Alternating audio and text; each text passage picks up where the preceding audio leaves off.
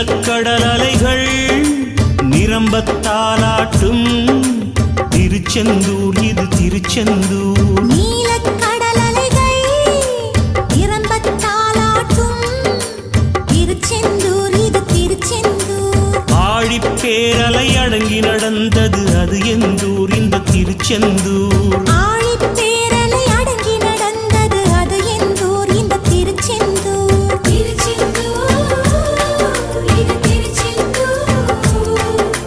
திருச்செந்தூர் இது திருச்செந்தூர். நீலக்கடல் அலைகள் நிரம்பத்தாலாட்டும் திருச்செந்தூர் இது திருச்செந்தூர். நீலக்கடல்